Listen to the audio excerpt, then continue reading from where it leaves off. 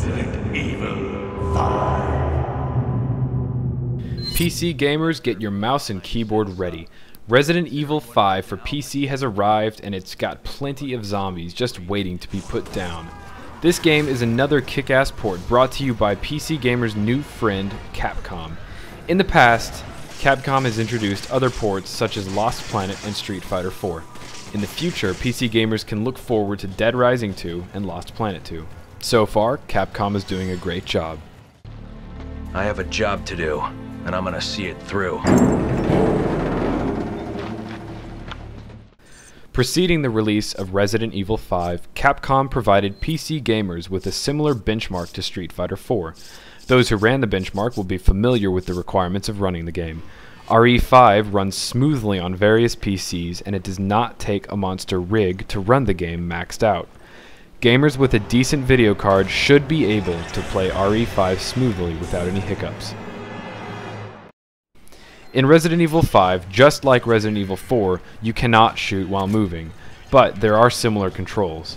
A number of gamers have complained that it doesn't allow more maneuverability, but this mechanic seems to work fine in both RE4 and 5. Another key criticism of RE5 is the lack of major puzzles to solve. However, there are some minor puzzles scattered within the game. There are definitely less than compared to the previous. Die-hard fans of the Resident Evil series may be disappointed to learn that there are no rotating tiger statues, no knights that attack you, no valves, and you don't play the Moonlight Sonata on a piano.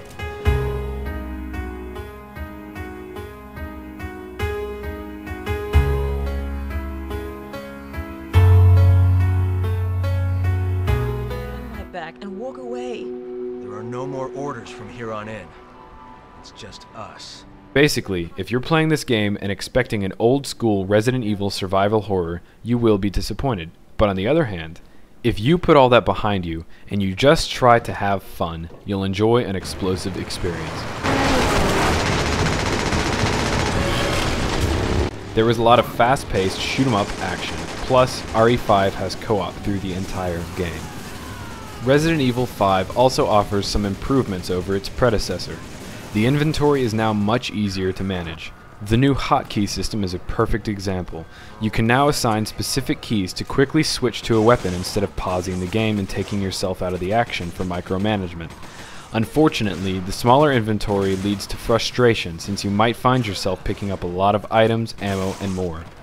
Just like in Resident Evil 4, you can upgrade weapons and make them more powerful. This is a great feature, and it adds some minor RPG elements to RE5. It makes you feel stronger and more powerful as you progress through the game.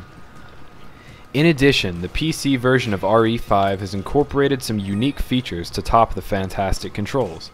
RE5 has support for NVIDIA's 3D glasses, which is pretty cool, but you need the 120Hz monitor in addition to the 3D glasses to enjoy the experience. Another unique feature in the PC version are the two new costumes. Chris's costume looks like some sort of post-apocalyptic war hero like in Mad Max, while Shiva has a sexy new office uniform which may remind players of Huntington from Resident Evil 4. I wish they could have added more costumes than just those two, but I'm sure modders have that area covered because modding has been going on since the benchmark of the game. Unfortunately, the Versus DLC is not included in the game.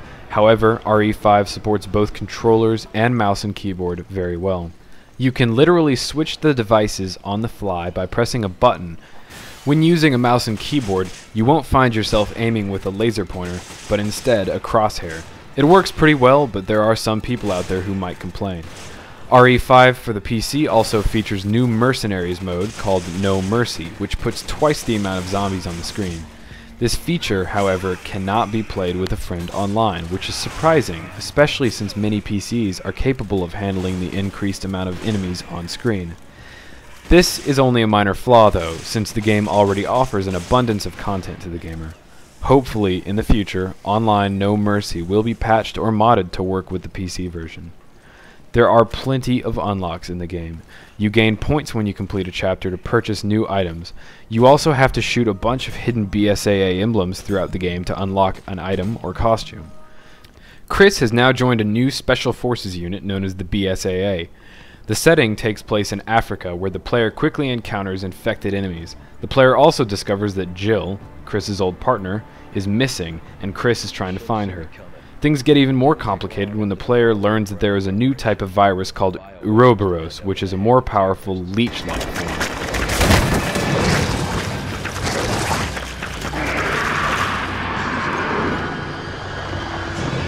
From here on out, the suspense builds as the player finds out more about Wesker's plot for world domination and how it ties in with Ouroboros. This whole town's gone to hell. The people here, they're acting like those Ganado detailed in the Kennedy report. And aside from that, there's something new, something we've never encountered before. Wesker. RE5's storyline wraps everything up with Chris and Wesker, and it answers quite a few puzzling questions about Wesker and his Matrix-like abilities, which relates to previous games in the series. Resident Evil 5's storyline is also much more action-packed than the previous games in the series. It plays out more like an action film.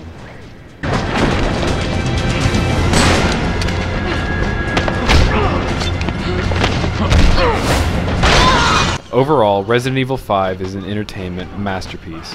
The game provides gamers with a ton of replay value with all the unlocks, modes, and cheats available. The game is well worth the $50. Capcom has done an excellent job with the PC port of the game. Die-hard Resident Evil fans may be a bit disappointed with the lack of puzzles in the game, but if you play the game and try to have fun, the experience is well worth it, especially when playing with a friend. For the full written review, head on over to pixelsmashers.com. Thanks for watching.